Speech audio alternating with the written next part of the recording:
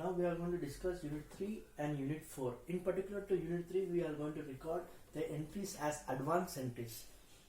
So how the advanced entries are being considered? First of all, we have to know how the concepts is being discussed in first unit and second unit. Once we have gone through the first unit and second unit, we will be having a cyclic chain process in GST procedure. Without registration, we can't go to the tally, and we are not having any procedure of registration. Without registration procedure, we can't write into the tally. Without GST TIN number, we can't execute the procedure.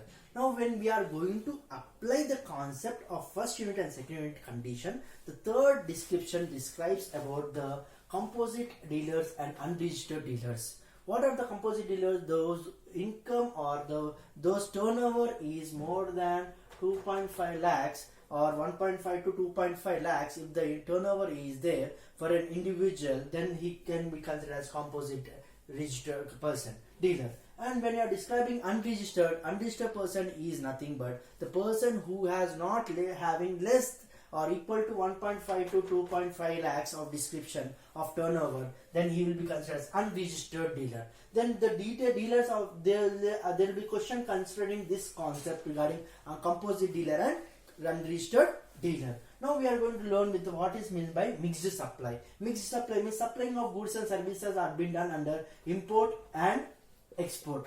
Two conditions, import and export, with the condition of we'll be having one more content called exempted goods. Is also one of the topic we are going to learn in mixed supply. Import, export and exempted goods. So which have been described in the first unit only, described in the first unit as SEZ, 0% description of goods is nothing but exemplary goods. You can give an example for SEZ, contempt of exemplary goods. So import export of goods and services, which is again concerned with inward and outward procedure. The procedure of import goods and exporting of goods will be linked with international, national and state-wise. The way of description, according to the level of description, the registration should be done according to the condition of the process. So which I have described regarding registration procedure. So whichever state we are going to supply the goods, there only we have to do the registration procedure. Then when we are doing in that way, we will be having an advance receipt and advance payment on particular transaction.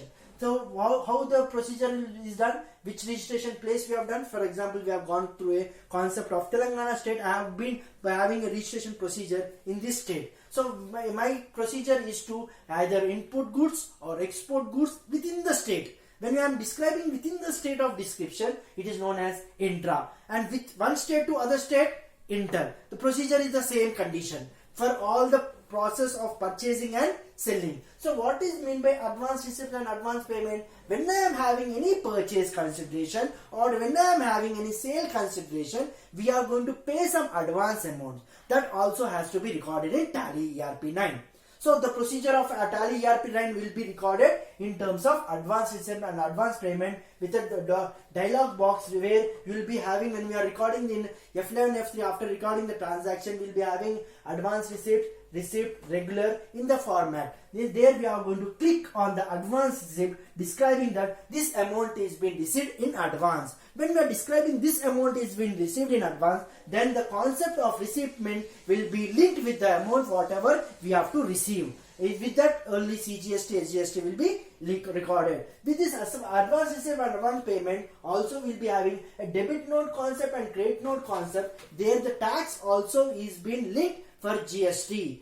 When we are going to have any return format, in particular to GST procedure, the rate of taxes, when you are returning the goods, the GST is being applicable to the goods as well. Then as well as we are going to go with a export through LUT and bonds. What is my LUT? Letter undertaking, which describes that how many goods we are going to purchase in advance. We will be having a letter undertaking by the particular company. For example, A company, B company are there. They will be having a purchase consideration. They will be having a sale consideration with the B company. So A will be asking B to purchase some goods. So they will be writing a letter describing so and so goods of worth of goods. Suppose 10 goods is required. So each containing of 100. So 1000 rupees of worth is required for us.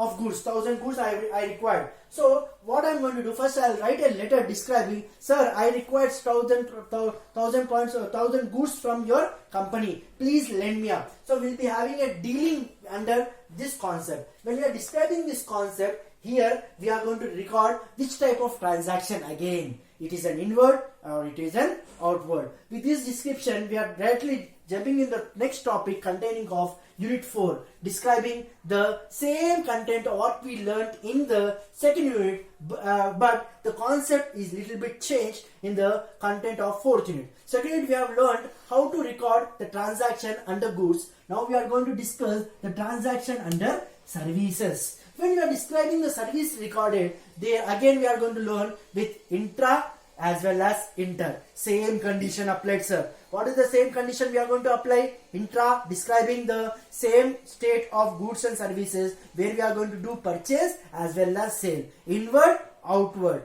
Debit note, credit note. Same vocabulary, same conditions will be utilized for the steps to be followed under problem.